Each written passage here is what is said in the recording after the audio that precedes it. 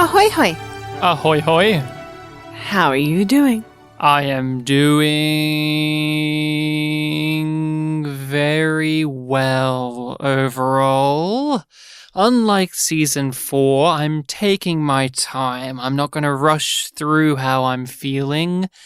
I'm going to get there eventually. How about you? How are you feeling? I'm on a bit of a deadline, so... Oh, yeah. Your crunch time for Yep. Rachel Town? All right, Rachel Town, crunch time. Why are we called YumYumPodcast? Because you hate me, and...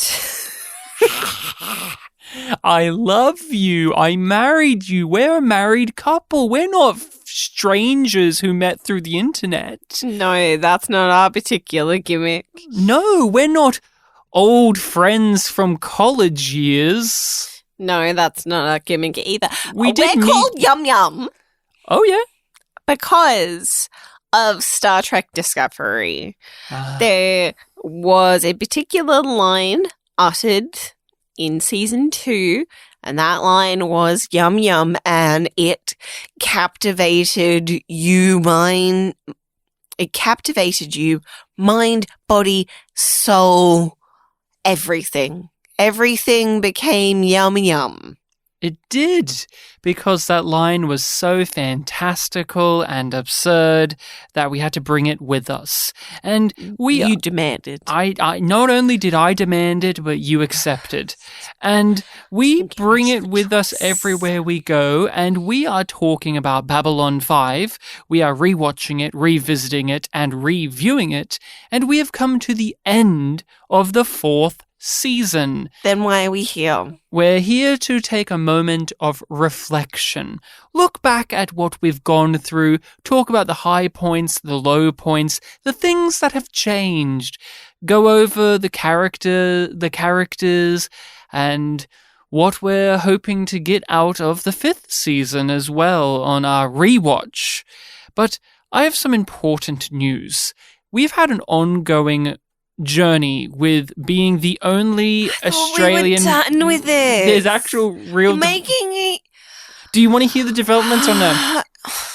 You're making me sound like such a wet blanket. Heard you are a wet blanket. I don't need to make you sound like it. You are one. Suck it. Suck it. Suck it. I think that's your role. So we are here to tell everyone some important news. We are the only Australian Babylon 5 podcast in all of existence. I spoke to God himself, and he said, Ryan, I've tried to trick you with parallel versions that speak different languages, hiding podcasts on different planets. Germans, I've tried to trick you with them.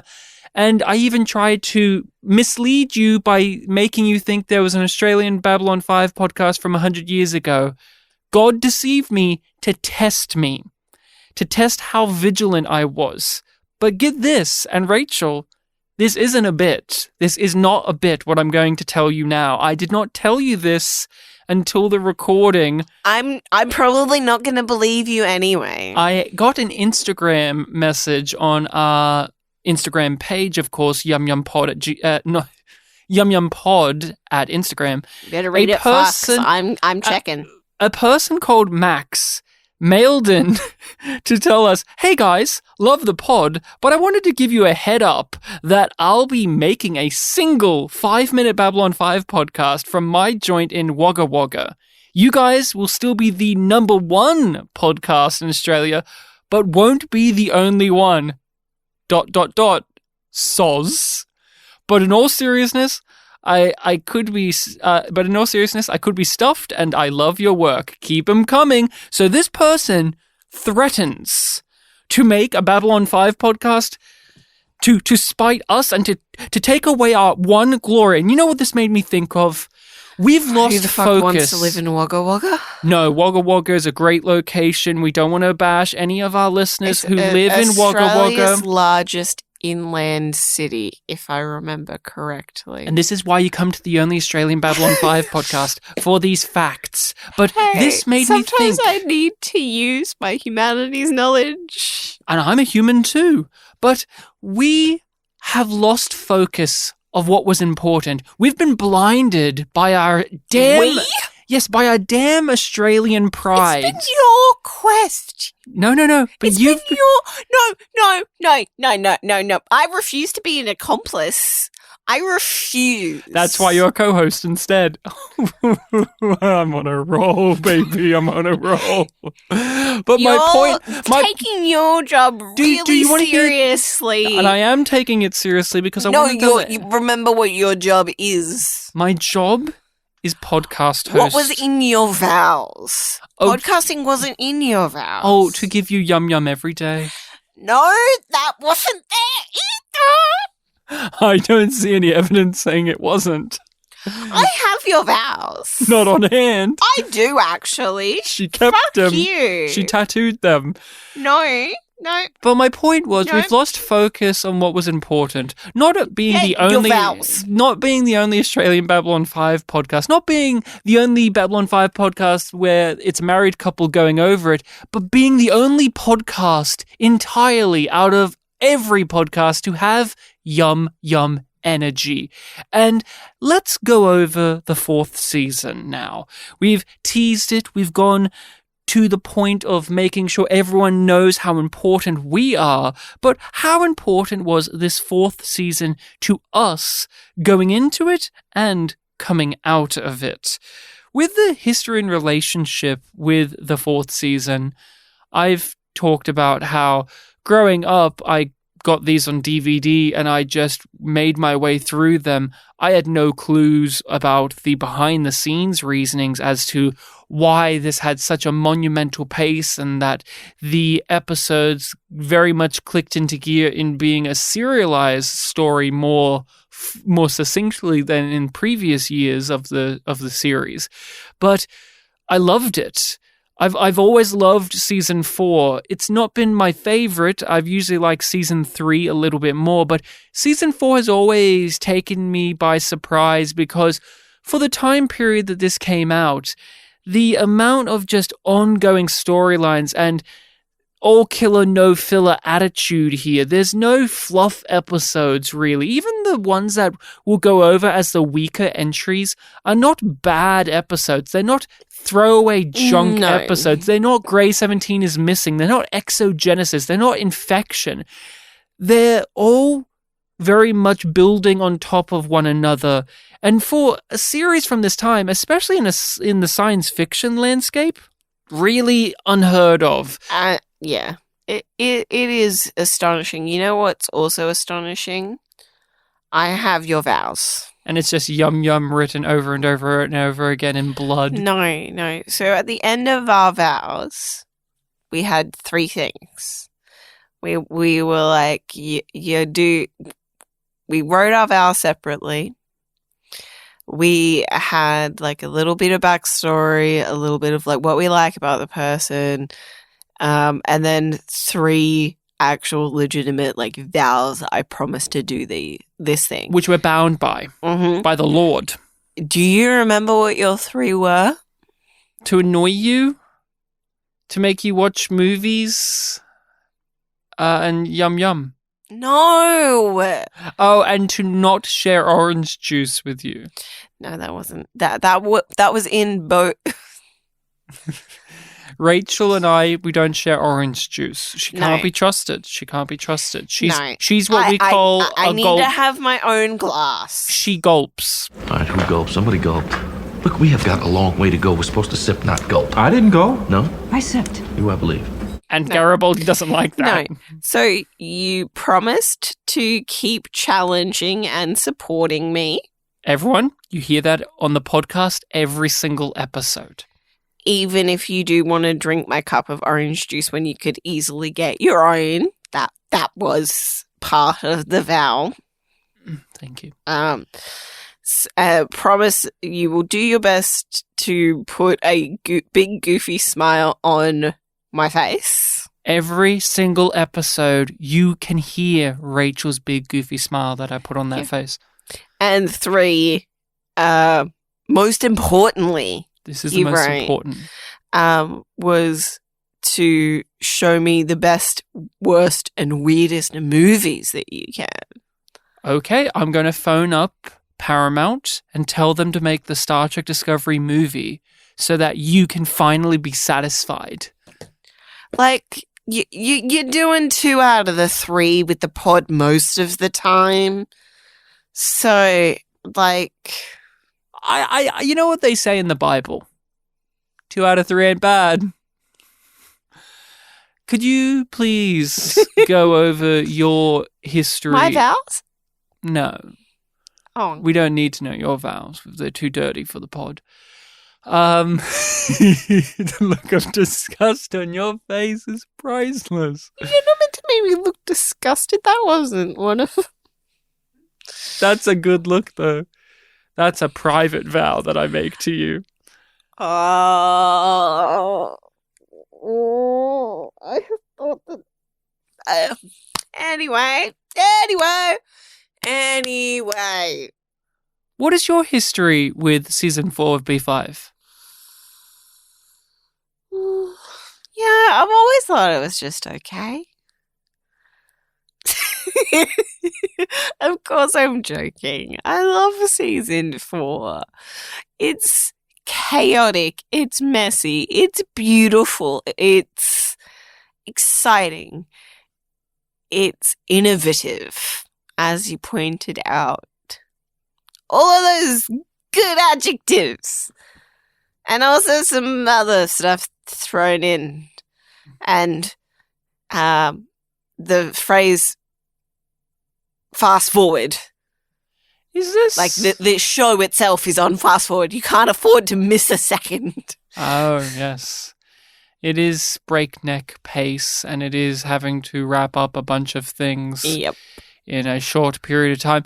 I just want to ask, are some of those things, the more, I guess, negative connotation statements that you made, are those things that you have felt in the past about this season, or are these amplified now, having to go through it week by week, analysing it bit by bit? I have always felt them, but I feel them more because I have been forced to pace myself with it. Overall thoughts on season 4 now that we have revisited it. Does it still hold all of those things close to your heart that it has on those previous watches? Yeah? Yeah.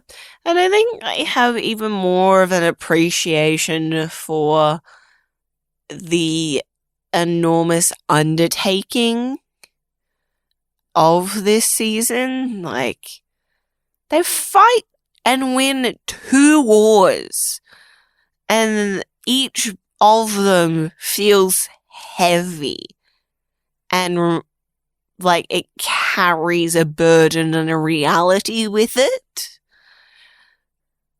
which is hard to do. Like, it's hard to do any conflict justice in a sci-fi world where you have your good guys, you have your bad guys, and for it to feel like people are in danger and that this battle matters and that it's going to make a difference, small term, and it's going to make a difference in the idea of our small world and our bigger world and short term and long term. But the conflicts that our characters are part of, I feel them like they are, like they're burdens on me as well in a way, because I'm so in it with the characters. I have a very fine appreciation for this 4th season, and I've always had it, but I walked in thinking that we were never going to give a bad rating to an episode. I genuinely thought, wow, we're going to have a season where every single episode is going to get a thumbs up from us. There's always been moments in episodes. You know what I'm saying, the figurative thumbs up. Yum yum. But I knew that there would be moments in episodes and certain beats of stories that I didn't like, and I still probably wouldn't, or they would shake out different on the watch. But yes, that was a surprise that there are some episodes that I just didn't care for or didn't like, because in my recollection, because this is such a giant tapestry being woven within the fourth season with very little strands hanging loose, it just coalesced into one big event. So when I look at season 4 in my brain, it's one big thing instead of those individual pieces like with the third season and the second and the first. I have a large amount of respect for season 3 from having viewed season 4, because it as a season was not afforded the ability to be as serialized heavily as this fourth one, but it still managed to keep up the momentum that this one did without being as quick paced. Like this big swings emotionally, as well as the story beats of, oh, now we're fighting against this enemy and this reveal has happened and this thing. But season 4 has more of those bombastic moments that draw your attention to it more. And it's concluding many things. Yeah, that's a very important aspect of it as well. Like, you get that sense of, oh, what are we going to do? We need to wrap up everything. But we can't wrap up everything. Yes, and why I say it also gives me a bigger respect for season 3 is that season, more so than the fourth, could fit in narrative and character moments within episodes and balance them better. While in the fourth season, the balance was a little bit more towards the narrative than the character stuff, but the character stuff is still really strong. And the final thing to say on general thoughts for this season, and I want to get your take on this as well, it makes me really look at how modern shows with half the amount of episodes, so 10 to 15 episode seasons, how they that live and breathe and exist in the landscape where serialized storytelling is a given, how they often fumble the ball and rush through their story. And yet this season that has double the length and ends 2 wars and does all those things that you say is still very fast and quick-paced, but I never feel like it loses its coherency like, say, Star Trek Discovery does in its first season, which had 15 episodes and introduced and wrapped up a war in it as well. It just made me look at how in the landscape that we look with TV today, there are shows that just really screw it up when it comes to the pacing of an ongoing story. What do you think of that? Yeah, it's a tricky thing to try and achieve, and like we've said, this is a monstrous season. It's hard to do. It is hard, and it's just JMS on his own. Yeah, and it's just like, well, like, there's a lot of things that we especially just sort of forgive because it is JMS on his own, and because we know sort of the scope that he originally had and how much he wanted to try and do, and now trying to get the things in that he really wants to get in. Yeah. I don't know how well I answered your question. He's in uncharted waters. In the mid-90s, this is not the status quo for screenplay writing in television. So he doesn't necessarily have a frame of reference. Mm-hmm. There is no frame of reference. There is keep writing episodes week to week reference points like he had with Murder, She Wrote. But here it's keep an ongoing story and make it make sense. And you're the only writer, and you're the only show really doing this at this point. Deep Space Nine, your competitor, isn't doing this. Deep Space Nine will still have Ferengi episodes. Deep Space Nine will still have random detours into whatever it wants. And yet, people who write for series today have a whole slew of roadmaps and structures and blueprints of how to do this. Yet when JMS is doing it back in the mid to late 90s on his own, with his experiences as a writer coming from children's entertainment through to science fiction to now running his own show, he's figuring it out, and we get to watch him figure it out. And the fact that season 4 is as tight as it is, even if it is too tight, is really impressive. It's so tight, it is strained. The level of discomfort you experience will be entirely up to you. I'm not here to negotiate or to assist you. So we have a general flow of conversation that we have in our episodes and a special one for our season recaps. And even though we've been paced week to week, I still have trouble pulling out specific moments for this season.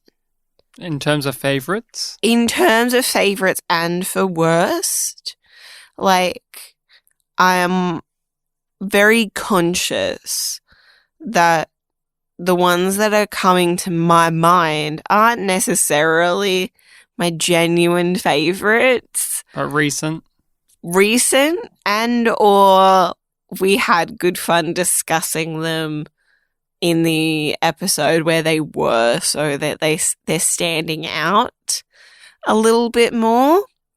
So I just sort of wanted to front load that bias, because I still, like, even though we were paced out week to week, I'm like, what episode was that in? I think that was this one, because it's just like this. I have that problem with a lot of the seasons of stuff that we do for the pod, of just seeing it as a big block rather than the individual units of the episode.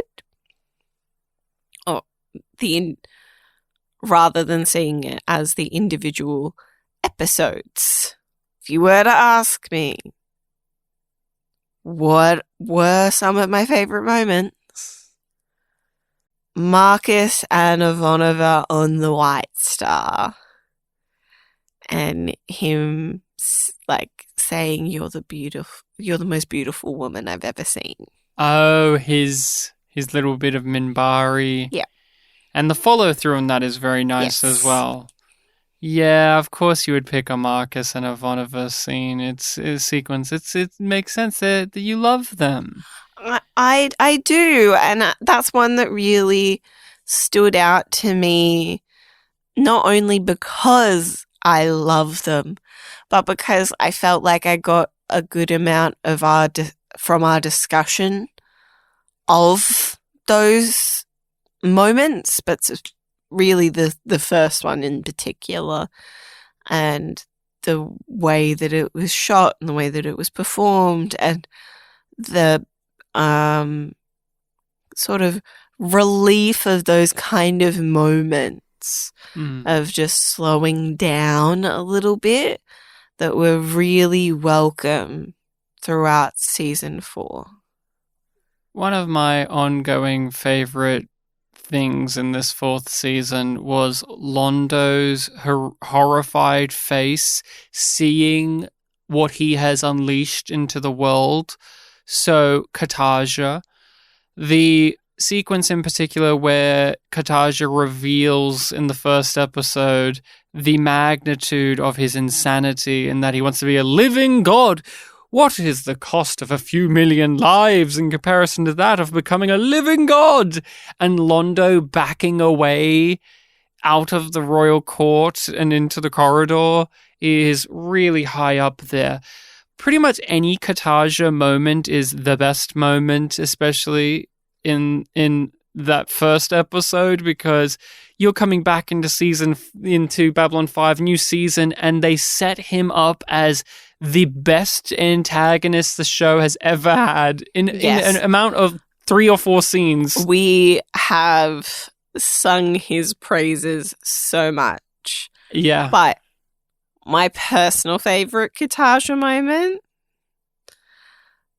the bloody hands and the pain technician. Oh my god, the pain technician joke is so fucking good. Oh, ever since they got organized, they're now pain technicians. And it hurts him to call them pain technicians, but he feels like he has to. Like, I probably should show some respect. I don't want to get cancelled. But he and when it comes to the first 5 or so episodes, another moment that really stands out to me as a favorite is when we get Bryan Cranston. He comes in to be the back half of the big Katarja episode where we kill Katarja, and that for many people would overshadow anything else in it, because in The Long Night we spend scene after scene after scene with Londo and Veer going after Katarja and making the plan work, and then the plan spiraling out of control, and then Katarja dying. It's a good amount of time we spend on it. Usually Babylon 5 ping-pongs from the plots. That one, it sat in it. But when we did move away, instead of replacing it with nothing, we got a really harrowing and sad and memorable story with Bryan Cranston as just this ranger we meet in the singular episode we meet him in, and then he's gone. And this isn't just because Bryan Cranston is who he is now. As a young teenager who knew him for Seinfeld and in part Malcolm in the Middle, I also felt the same way back then. That I felt for Erickson. I really did. And Sheridan at the end having to sit there and listen to Erickson's death is really one of the beats in season 4 that is letting you know that it's a darker season as well. Any other kind of favorite moments for you that leap out? Fun moments or even dramatic moments, dark moments, anything? Drunk Veer answering the door. Oh, for Garibaldi when he was looking for Londo, yeah. Yeah, and just to see how much the death of Katarja is still weighing on him and he's still processing that.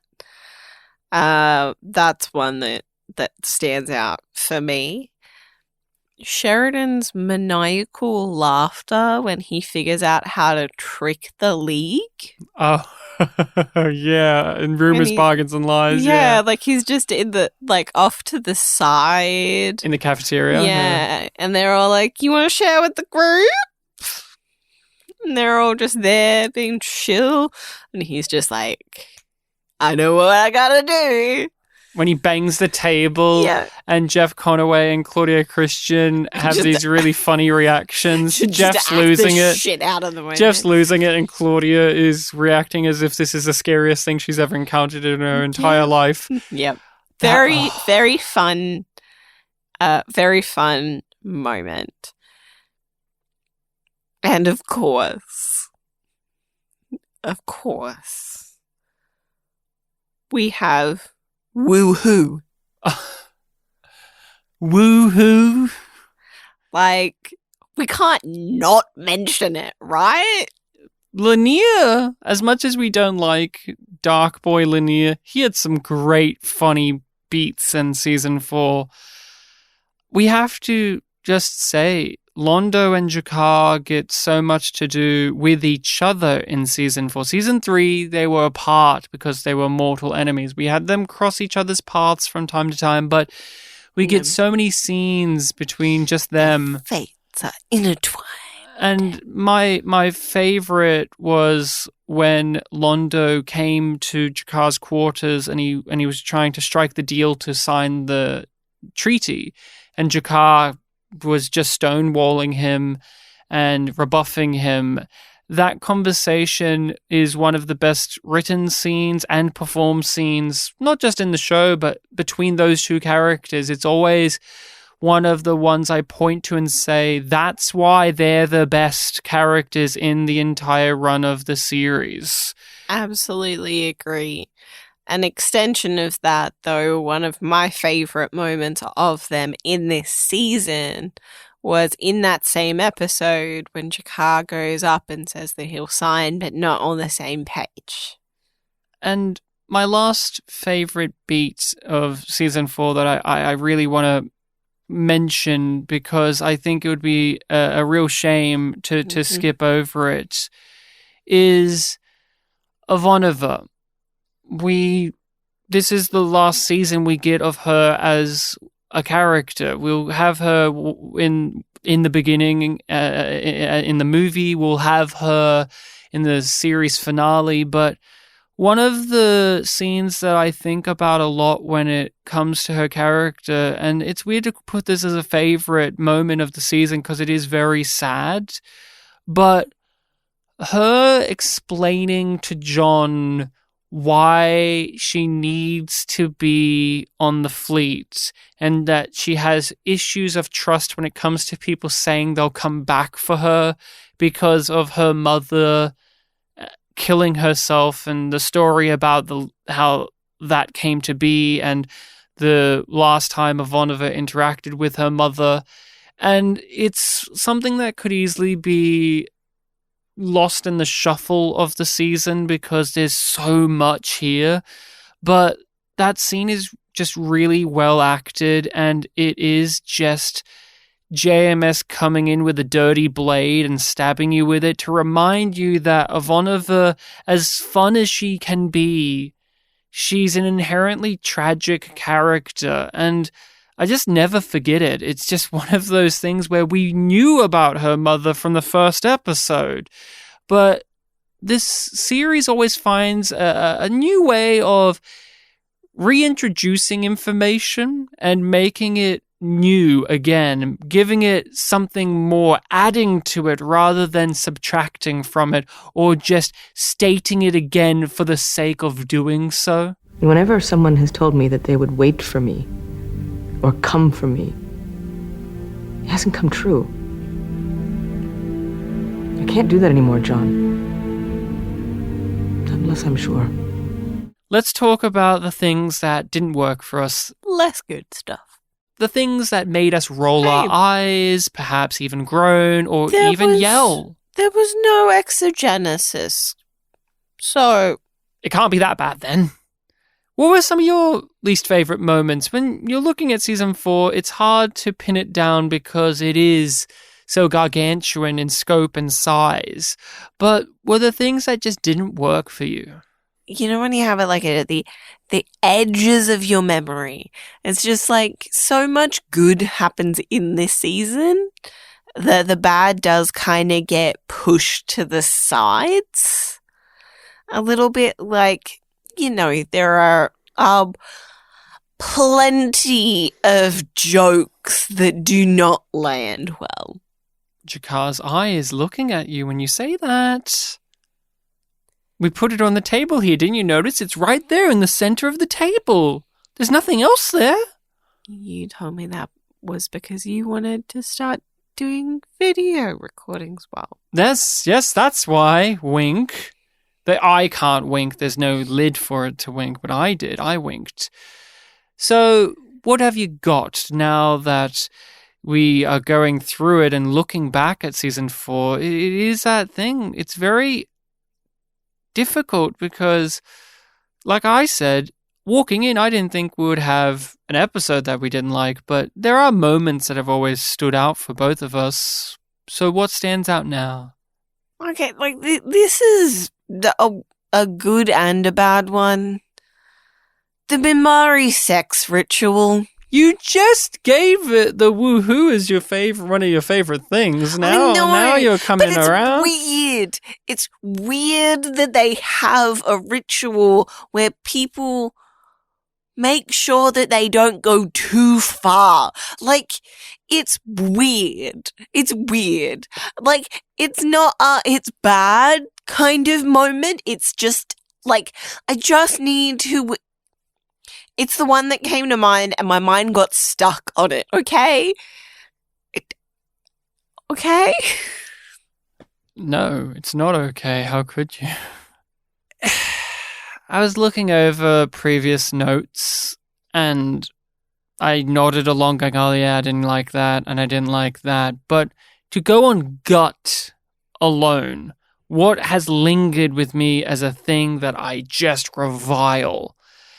And it's Garibaldi in season 4, but not because of his programming, but it's when they try to humanize him in these very superficial ways. Oh, he saved a little girl and now they're reunited and he gives a smile. Things like that are just too hokey for me, but the obvious statement to be made is Lise Hampton exists in season 4, and it's always sad that she's here because JMS rarely writes material for her that is deep. It's always shallow. It's always surface level. The final time we see her in the season is Garibaldi saving her because she's a damsel in distress who needs to be saved, and she rewards him with sex. And it's really lame. It's really lame stuff. I just don't enjoy Lise Hampton's moments, but a specific one that really gets under my skin is when Garibaldi blows up at her for having moved on since France. And she doesn't defend her points at all in that episode. She does it in another one, but in that one, she has no leg to stand on that she should have. She goes over some points, but she never brings up why she didn't talk to Michael again and the fact that they were under martial law. She doesn't go over it in that particular one. And I grind my teeth when I watch scenes of Lise not being real. Instead, it's being withheld because JMS doesn't really want to write heady material for that character. She's just there for Garibaldi to pine after. Yeah, a prize to get. And so that's one of my least favorite things. The other is the worst line JMS ever wrote, which was to that one security guard who let Garibaldi and the gang in to grab Sheridan because, if it was anyone but you, Mr. Garibaldi, I wouldn't trust you, but I'll let you in because I'm stupid. That line is fucking atrocious. It makes me angry that we already had a clever plan. We had it explained to us, not only via the planning stage, but the rest of the story had made it very clear that everyone on Earth likes Garibaldi. And so him walking around would obviously gain him some notoriety that would not be afforded to Franklin or Lita. But to actually have a character verbalize it out loud in the most, in the most insulting way, fuck me, that was just rough. Real rough. It's weird because I can't... I know that there are many other moments that gave me a guttural reaction of disdain. But I can't remember any right now. Not Left Court? Sheridan's old mentor that they sent in to stop Sheridan because he knows how he thinks. Yeah, that was dumb. There were plenty of dumb moments to be had in this season, but I am already at the point where it's just like, No, I'll gloss over it. I'll forgive it. For anybody but you, well, okay, going in. But you have to check with the cell guards. They're final authority over visitors. Often heralded as Babylon 5 at its best. Peak Babylon 5. Peak Babylon 5 means that it has an abundance of great episodes to choose from for the best. I just want to rattle off some that I like a lot or enjoy a lot, but I chose one specifically as my favorite. I had to hold myself accountable as one as a specific. We're hearing your runners up first. Yeah, here are ones that I liked. Intersections in Real Time. Absolutely. Is spectacular, monumental. The performances and the direction is top tier. Another one that I really, really liked was The Long Night, the assassination of Emperor Kartaja. We not only get that, but the conversation with Vir after having killed the Emperor is the thing that makes Babylon 5 special. They go that extra distance with their material. Oh, Vir killed the Emperor. That's a good enough twist on the formula. But then, no. He feels remorse, he feels guilt, he feels disgust in himself for having taken a life. Let's explore that. Brilliant. And the other one that's a runner-up, another one that I really enjoyed was Moments of Transition, the final Naroon episode. That had a smorgasbord of things I love. We had Lita, we had Besta, we had Zack, we have Naroon. But my favorite is actually one that I'm surprised by, because it's not one that I think leaps to mind for most people, but it kept hovering around like a specter, like a ghost for me during the season, which is Epiphanies. Do you remember Epiphanies by any chance, Rachel? Just the title alone? That's during the Shadow War, right? Or just after the Shadow War? It is the episode where we have now defeated the Shadows. We're having a party about it at the beginning. Oh, Earth preparing to fuck up Babylon 5? The episode is the follow-up to Into the Fire, where we have now defeated the Shadows. So what do? It has Besta coming in, and he is double-crossing because Earth wants to shut down Babylon 5 and ruin their reputation, but Besta has his own plan, so he's going to use Babylon 5 for his own means because he wants to go back to Zahar-Doom and get technology to save his girlfriend. And Lita fucks it up. And Lita fucks it up for him.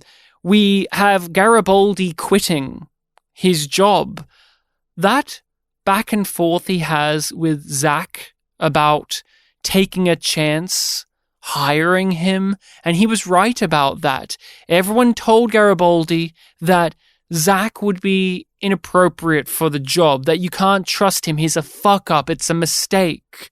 But in the end, he was right to choose Zack, so why can't he be right about quitting his job and exploring something new?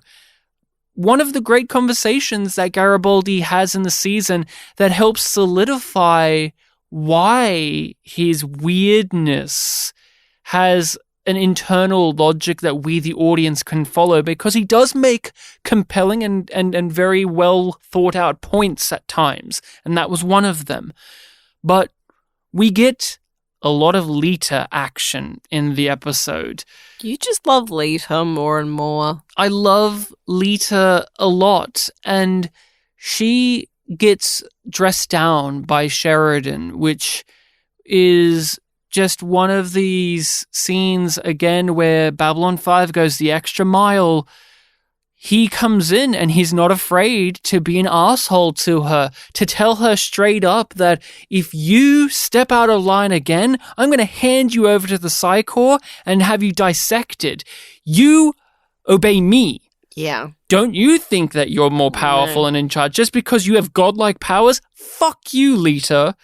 And it's I really have you on a leash. I have you on a leash, and it's really upsetting. but it's a great dynamic for the character of Lita to think that her having done so much means that she has the leeway to do what she... her anything. It hasn't earned her, and she realizes, oh, I haven't got anything to my name. I'm just now getting a bed. I'm just now getting possessions. And here comes the lead of the show to walk into my quarters to tell me to go fuck myself.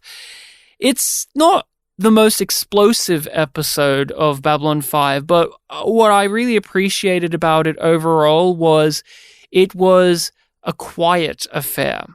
In amongst all of the loud, bombastic, memorable episodes and scenes, here we have epiphanies just quietly building the foundation for where we're going to be going next. We also have Regent Verini.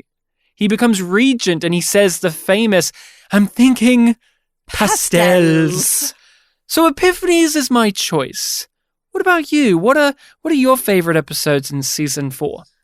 It's hard. I like a lot of the same ones that you listed off. Like Epiphanies was high up on my list. And then there were I kind of got more caught up being like, oh yeah, that episode's good, but it's elevated by the rest of the season. Like, I was thinking about The Illusion of Truth and how that episode on its own isn't as good as it in context. It affects a lot of the season going forward. Same with Atonement, which is the episode after. Where we learn about Delen's past. Yeah. And I like the Mbryo mythos being built out a little bit again. And then it makes the stuff with Naroon in Rumors, Bargains and Lies in moments of transition all the more impactful. Okay, I'm tossing up. I'm tossing up between two, and I'm having a lot of trouble deciding. The first one that I want to bring up is No Surrender, No Retreat. The title of the season. It's a kick-ass episode. And the other one is Intersections in Real Time. Both of them are really strong episodes and doing very different things. I really enjoy how daring Intersections in Real Time is. And I think it really pays off. There's a lot of stuff packed into those moments, and the way that it's edited is beautiful. Like, it elevates the concept. Like, everything in that episode is working together to make it better.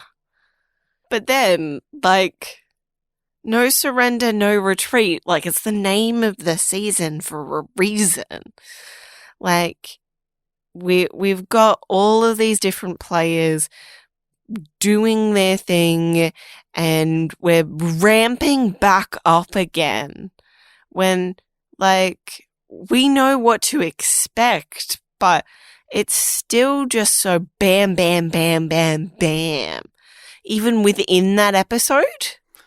You've been wanting for 4 seasons, since the beginning of the series, for our characters to make a definitive stand against Earth. And we've had those big tentpole moments, but they haven't really duked it out since Babylon 5 broke away from Earth. And No Surrender, No Retreat is B5 taking the first punch instead. They see these atrocities and say, no more. And No Surrender, No Retreat has that catharsis and Intersections in Real Time. I mean, what's one of your favorite beats of that? Because with No Surrender, No Retreat, it's really about that guttural fuck yeah, we're taking it back to back to the corrupt Earth officers, and we're going to shoot their ships. But with intersections in real time, I just want to know from you a little bit, what's something specific about that one that just hits home for you? I'm gonna cheat a little bit, and go with one that you pointed out more so, and you made some social media posts with this image as well. But him looking through his glasses and the shadow on his face and the way that he does that. The interrogator, yeah. The original interrogator. And the pattern, that being part of the pattern and the cycle that he does like each time he comes in. And the way that they frame it and shoot it and light it. It's just a really striking image. And another moment that stands out, and it's weird. It's weird to try and explain because it's like Sheridan's being tortured, but there's this really amazing moment. Oh yeah. There are people who have said to us that they can't rewatch it because it's too oppressive. It's just too much to handle. Personally, we're the type of viewers who gobble those episodes up in a series that doesn't have an abundance of those. I have no control over what will happen next. It's out of my hands. There's highs, and then there's lows. And the lows of season 4 aren't as low as the previous ones. There is no TKO in season 4, so it's harder to pick one out and say, this is the clear bad one, and you, the people listening, clap your hands and go, of course that's the bad one. Of course that's the bad one. We all have seen Grey 17 is missing. It has a Zog. That's stupid. Season 4 is too laser beam focused to go off the rails in such a way. So I had a really difficult time choosing a worst episode. And I was looking over the plot lines of each one of them to really make sure, because my gut answer is just to say, oh, it was a Garibaldi one, because we really found the specific Garibaldi ones to be a little bit more dull.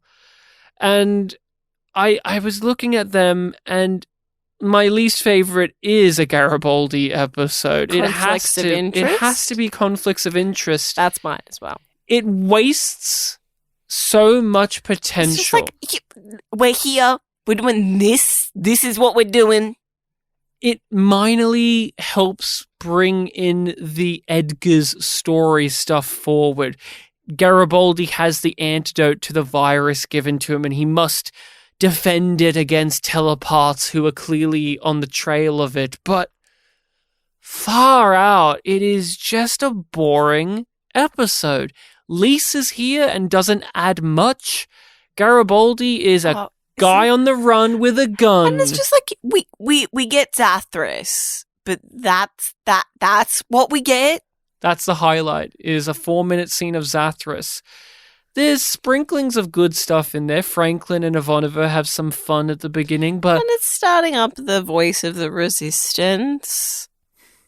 But my big mark against it is the continuing failure of following through on the promise that is Garibaldi must go up against his own men and survive. He was the head of security, now he's on the run. Each time we've been told that's going to be a story in Babylon 5, it's really amounted to nothing. Yeah, like, they've done it a multitude of times, and it really isn't great. And like, it's kind of even more frustrating when you're like soon after in the context of like the Earth Civil War, because obviously we have more investment in that than the Minbari Civil War, which also happens. But that idea of going up against your own, and the Garibaldi stuff is a smaller version of that. But you would think in an ideal world that would make it more interesting. And then they don't even bother doing that same thing with Sheridan. Like, the Agamemnon just Is on his side. is on his side. And it's a real shame with conflicts of interest because the title says it all, conflicts of interest. Zach Allen should have been the more central lead of the episode, him and Garibaldi, but Zach just goes away, and it could have been such a great tale for him becoming disillusioned when it comes to Garibaldi. There's a point in season 4, we didn't discuss this, but it's a really subtle thing, but there comes a point where he's lost so much respect for Garibaldi that he does stop calling him chief after a point and never calls him chief again. And in a way, that's Zach accepting his role as the new chief. He can't call him chief because he's chief now. But conflicts of interest should be a big turning point for Zach. And on paper it is, but when you watch the episode, it just doesn't click hard. Yeah. Favorite characters? Lise, of course. Moving on. Least favorite characters? Lise, of course. All right, moving on. Who was your favorite character in season 4? Or was it too hard to separate them all? Oh, like you don't know what I'm going to say. Okay, everyone. No more games. This is real now. Rachel's favorite character was not Marcus, because Rachel said she didn't like him as much on this watch. But your favorite character is, in fact, Edgar's. You loved Edgar's. You thought he was really charismatic and smart, and that his racist, jargon, eugenics, freaky, exterminate them. He's a humanitarian. And a capitalist. But believe it or not, Babylon 5 is never commenting on capitalist, according to some angry commenters. We live in the Marxist capital of Australia. Who is your favorite character in all realism? That was a joke. Rachel's favorite character is not Edgar's, it's Wade. Edgar's right-hand man. Joking aside, on this particular watch through, it was still Marcus. Because he's gone now, and I'm not okay with it still. And, Ivanova's my second. Oh, boy. Oh, boy. Outside of just he's gone now, and so it makes his presence within the season feel more. They really figured out how he worked best. It took them a while, but him being paired up with Linnea, even more importantly, him being paired up with Franklin is some of my favorite stuff in the whole show. He is such a dynamic character when you pair him up with someone. Marcus and Jason He's the best ranger. He's the best ranger. Marcus/Jason Carter is really good at bouncing off of and helping ground other people. When they did it in season 3, they were mainly having him be on his own little thing or annoy Ivanova.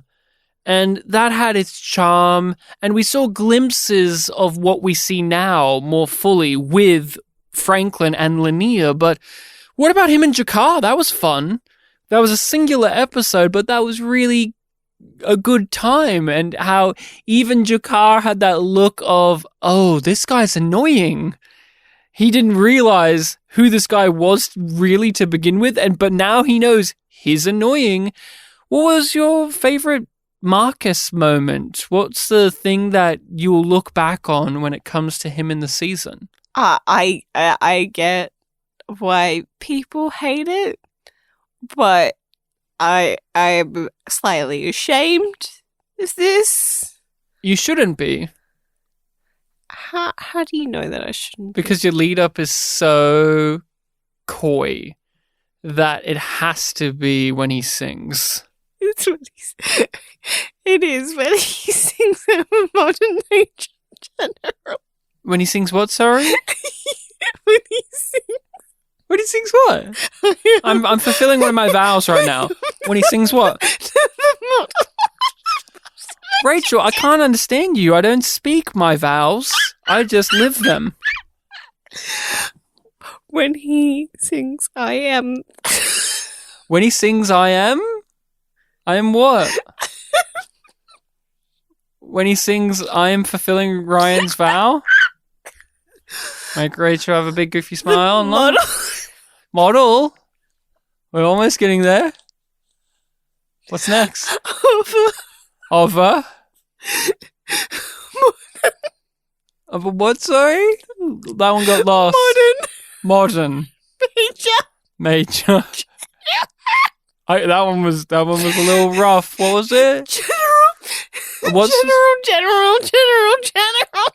Oh, General. Is he related to Major?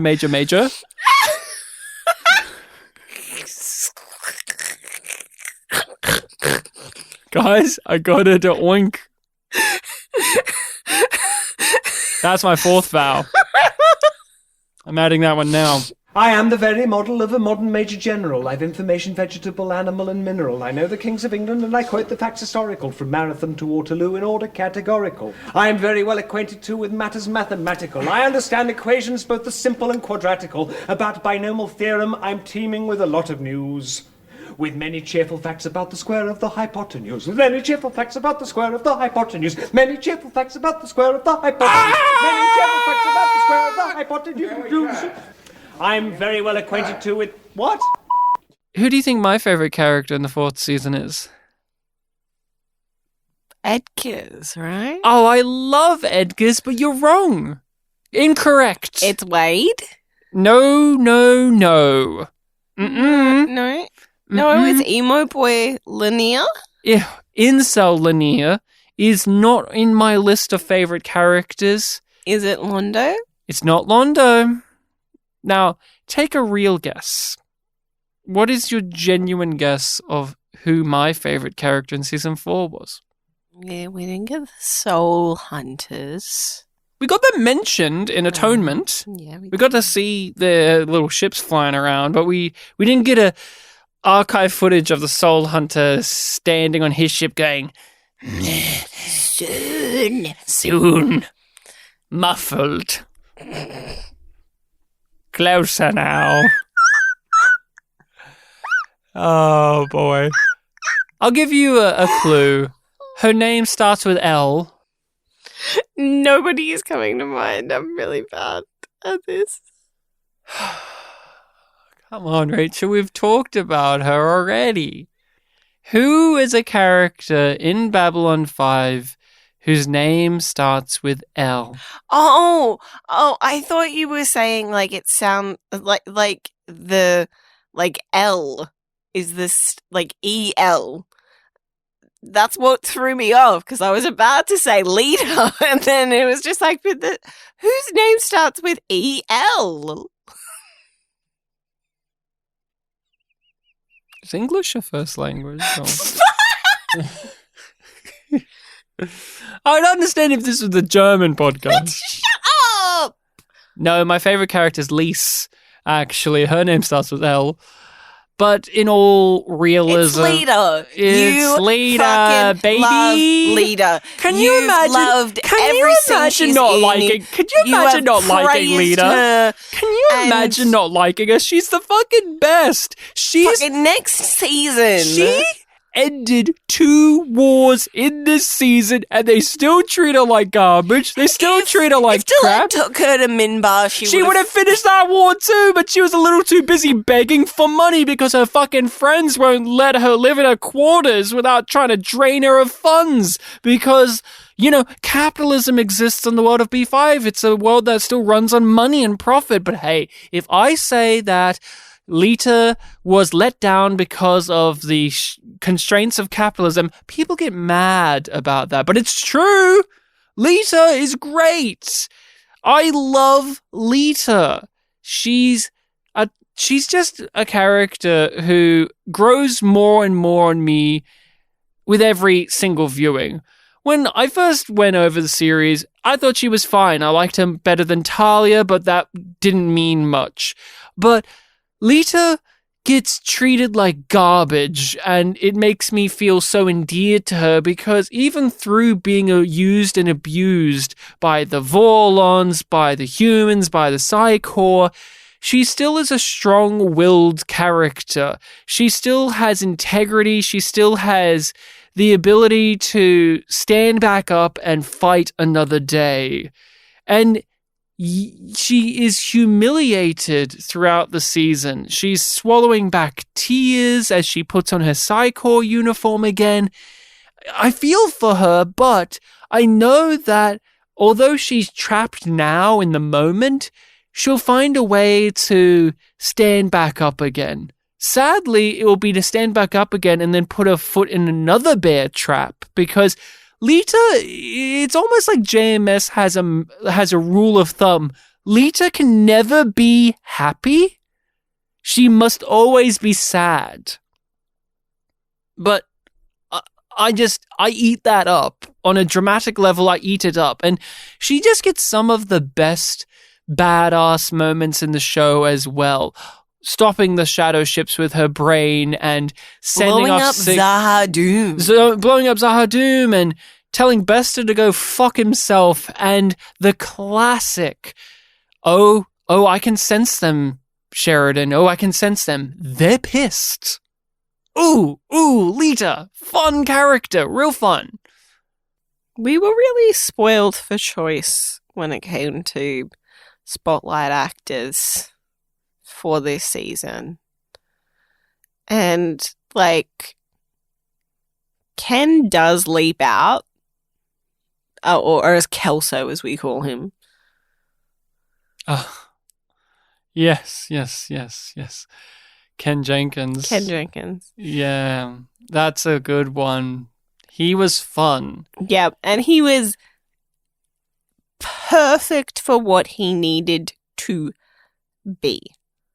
He was the slimiest, meanest, gross little worm Earth Force captain or Earth Force adversary we met in the 4th season. I wish that we got someone even so more much better shitty than him. Than the dickhead in Endgame.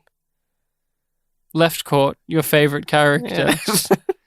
Never forget Rachel's favorite character, Left Court, who we'll see again in the beginning. So your favorite was Ken Jenkins? That's my runner-up, but... Thank you. The person that I really liked learning more about was Robert Krimmer / Wortham Krimmer, who played Kataja. Yeah, that was a fun journey. What was really rewarding about looking at his performance was seeing not only the genuine joy he had at playing this mad emperor, but the details he put in there. It was the little nuances of insanity hidden within the big. The person that I had as my favorite spotlight actor, someone that I can't wait to see again, is the actor who played Dukat, Ryan. He had the biggest hurdle to jump over, which is to live up to the hype of a character that's been told to us since the beginning of the show. We have heard about Dukat. I didn't even think we were going to meet him at any point.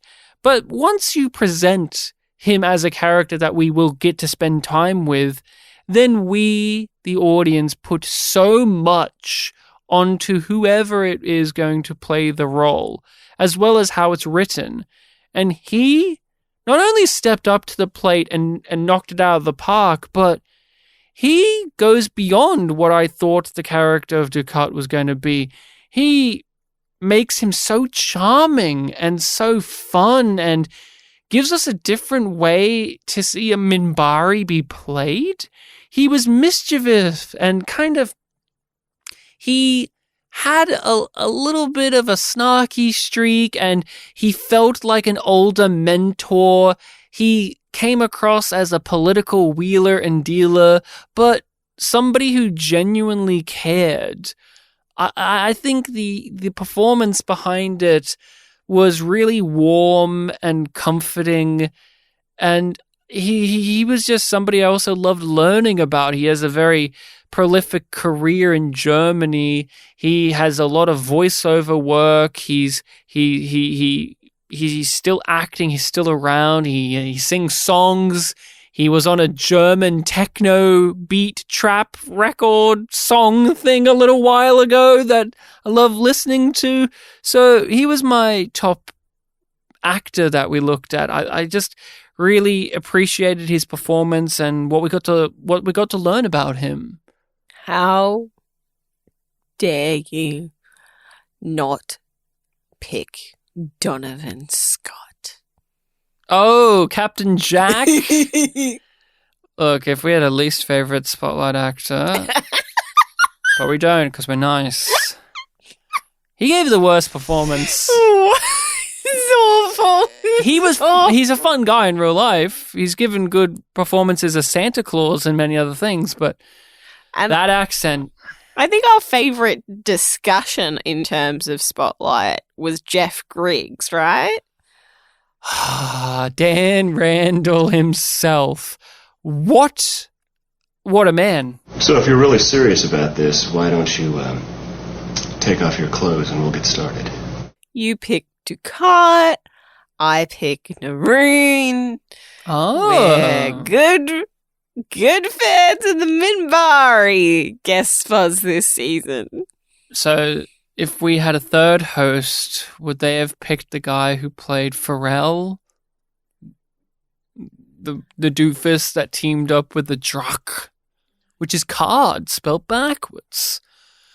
Oh, said backwards, or whatever that annoying trivia fact you told me was that I'm trying to block out of my brain. Well, apparently not, because you're trying to recall it now. And it won't recall because I'm blocking it. John Vickery played Naroon. Mm-hmm. He was perfect. He was amazing as Naroon. I'm biased, but his voice. Dylan. His voice. He played Scar on Broadway. He originated the role of Scar in The Lion King on Broadway. Legendary. We have sung his praises since the first season, but since this is his last time round in Babylon 5, he will be back in Crusade as Mr. Wells. It makes sense that you would say him, because also he gives one of the best performances in the fourth season. But, yeah, Dukat is almost as amazing.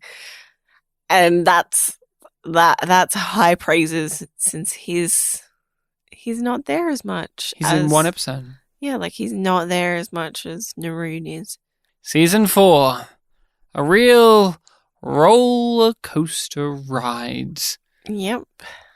But it is that time to look at it and say, What was the Yum Yum moment?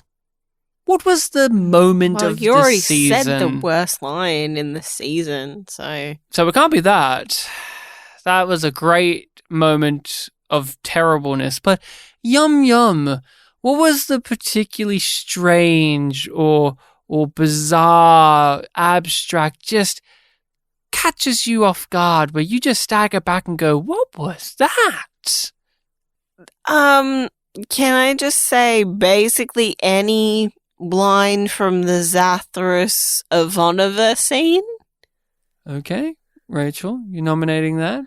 Like, I feel like that whole scene gives the sort of yum yum vibes that you're after.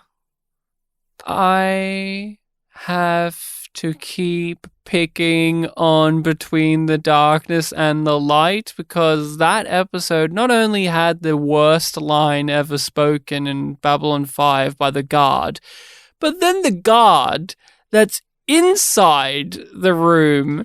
Oh, the TV line. That is, he might as well have licked his lips and said yum yum because Garibaldi asked him a normal You would have preferred that. He asked him a normal question in the context of a narrative, and the guy replied with the most bizarro, weird, freaky thing ever, which is his whole monologue about, I don't watch TV, it's a cultural wasteland created by the elitist liberals to tell me how to feel. And obviously, that's JMS just having a little bit of fun and making a bit of commentary on probably the statements people have thrown at what he writes. But a review he saw at one point. Oh my god, that was Yum Yum in a nutshell. Hey, normal question. Hey, fucking, where did that come from? Answer. Yeah. Yeah. Or Jakar taking his eye out to look at two of his friends fuck. Oh, gross. I didn't write it. I didn't do it. It was JMS. Blame him. But the only writer we have in the room is Larry. Many ideas were tackled. Many ideas were overcome as well. We concluded and wrapped up a lot. Yep. It was a very, very intense journey that we went on during the course of season 4. What was an arc or a theme that was rippling through the season that you gravitated towards? Ivanova's trauma. And her grappling with the impact that has on her relationships in the past, the present, and the future. That's something that I really found rewarding to witness threaded throughout the season. That's the one that comes to mind first. What about you? I really kept coming back to Garibaldi's season-long arc of what happened to him, what's really going on inside of that head. And knowing why he is acting the way he is acting really recolors a lot of the choices made from the performance, in the direction, and in the script. And I've never been the biggest lover of it in the past. I've liked it. There have been times where I've found it boring on the rewatch because, we know where this goes, and now we have to wait several episodes for it to finally come around. But giving it a proper look and analysis, it really was a lot more impactful to me. I felt a lot of emotions about it, not just stroking my chin thinking about what JMS has laid down here for the character and, isn't it ever so clever that it's not that he's brainwashed, but they've just cranked up his worst aspects and left that to run. That is obviously there, but to actually look at Garibaldi, a character that I don't love. I find him to be one of the weaker players of the story, but to look upon him as a man who has been stripped of the ability to have character development and growth and feel awful, just awful for the man. The mirror, the shot of the mirror where he draws the neutral / sad face is how I associate him in season 4. He's a man with nothing there, but he's also trapped. And parts of him are trying to reach out, and then the manipulated part of him squashes it. And that scene really epitomizes that. I fully understand where you're coming from. I just had too many moments where I was still just like, nope. Just move on. Just move on. Don't care. Oh, he saved a kid. He's less of an asshole now. But he refuses to give over his guns. So he's still a prick. He has a security card that he shouldn't have. Well, Zach was too nice to take it off of him. Or to check if he had a duplicate. What was the thing that changed the most about season 4? This is a little bit of a cop-out, but being forced to savor it changed a lot of it. Like, the fact that there were moments, there were episodes that we didn't like, and sitting in that and having to explain that really, like, changed my perspective on some things. And then others, like Ivanova's journey in particular, I also feel different about now that I am a bit older. Like, I connect to it in different ways because of the experiences that I've had in my own life since we watched it the last time. We keep harping on about how quick the season goes by, how it's fast forwarding and it is rushing and the pace is too quick. And that is a belief and a viewpoint on the 4th season that is not unique.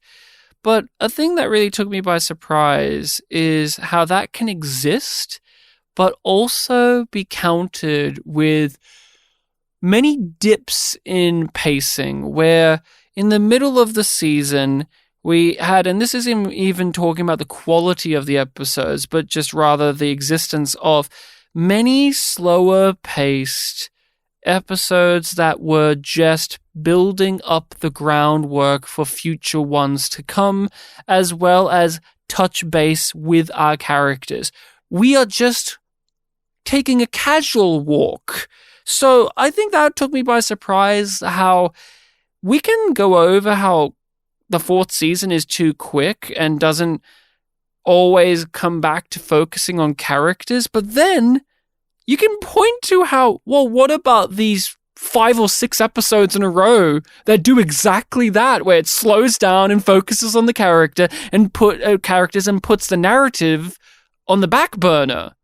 It's really interesting how it is there, but you still feel the foot being put on the pedal, because the end of the season is so go, go, go until it isn't anymore. And now it is, let's just quietly wrap things together in a little bow and tell us how the sun explodes. This is how the world ends. Swallowed in fire, but not in darkness. You will live on. The voice of all our ancestors, the voice of our fathers and our mothers to the last generation. We created the world we think you would have wished for us, and now we leave the cradle for the last time. Where would you rank it? Season 4. I still feel like my feelings on it overall are in flux a bit, because it is so universally praised as being the best season, but I struggled because I really, really enjoyed season 3. And I'm like, which one was more yum yum? And like, I'm going to go with the easy answer and stick with 4 is still, I think, the best. Is it my favorite? That's a different answer. That's a different question, at least. You? I would rank it 3, 4, 2, 1. Yep. I like season 4, but I love season 3. Even in spite of the fact that it has my least favorite episode of the entire series, Exogenesis, in it, it also has And the Rock Cried Out No Hiding Place. Oh, gosh. Interludes and Examination. It has so many, but season 4, it's a close thing. Yeah. It's a close thing, but maybe it's also because season 4 just does have a more oppressive tone to it. It has those wacky, funny things that many people love and we make fun of. More. Season 3 just has a more friendly vibe to it. The colors are just so vibrant. We get an episode about Via. Love Via. And in season 4, we get a lot of episodes about like the horrors of war, which is good. That is good to have, and I enjoy it, and so it's my second favorite. But is it as good as they say? I think it is. Yeah. This is prime Babylon 5. Yes. Even though it's my second favorite season, I think this is what it wanted to be, which is to tell an ongoing story one episode after the other, not to have Warren Keffer take up screen time, or not to go through the slow burn that is the first season, because that is fun, building up your world and your pieces, and I'm sure JMS loves that aspect of writing, but this guy had this thing mapped out and had it all story planned. It must have just been a delirious amount of happiness to just rip into it like he did in the 4th season and have no compromises doing it. Just one episode after the other, just keeps going. Really good stuff. Would you rate it a yum or a yum yum? Yum yum. Yum yum. I think we've done enough to justify that rating between this episode and our coverage of each episode within the season. I don't think anybody can be short of reasons why I find this season yum yum. I give season 4 of Babylon 5 a yum yum. Yum yum. Obviously, this is a great season. This is not only just a great season of this series, but it's a great season of television. It slaps. It's unapologetic in not only telling its story, but its themes and how it wants to explore them. Season 4, you walk away from out of all of them knowing exactly what the messages are that the entire series has been wanting to communicate to you, the viewer. And so I definitely give it the seal of approval, the thumbs up, the yum yum. So that is all we have for you when it comes to our discussion of season 4. We will be back in a little while. We like to take a 2-week break in between the seasons to refresh, recharge, reflect, and get excited to get into more of this series. Mm-hmm. But it doesn't mean that there's much of a break in terms of content from us for you, the Yumlings. We will release some material on the main feed as we have our discussions about Space Above and Beyond that have already had a few episodes out, but if you have not listened to them, you should, and you should watch Space Above and Beyond as well if you haven't seen it before, so you can listen to our discussions on it as well. But if that isn't enough, if that does not satisfy your craving for Yum Yum, you should hit up our Patreon. That's where Space Above and Beyond content came from, and there is so much more. We will be back to come into the 5th season by starting out talking over the TV movie In the Beginning. The year is 2245. Ambassadors from 100 worlds use Earth as a pawn in alien war games.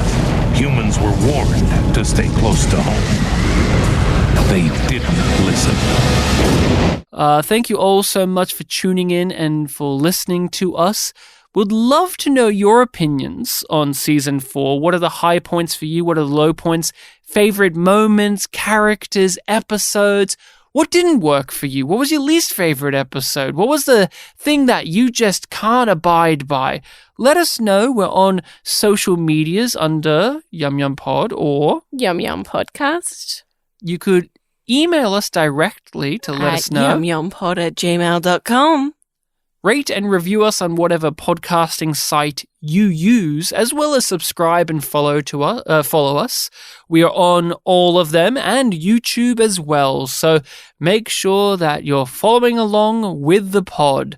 Jakar did not get our favorite character of the season. No. And we only really talked about him in relationship to his friendship with Londo. We didn't even talk about his spiritual journey much. And him getting his planet free. We talked about the eye. It was mainly about him being a creep. Oh, and a pervert, which is how he started in The Gathering. Going back. When he would tower over the small, tiny, microscopic Takashima and smack his chest and say what, Rachel? Thud. It's got to be a thud. It's not just a smack, it's a thud. And he says, "Good eating to you." Good eating to you!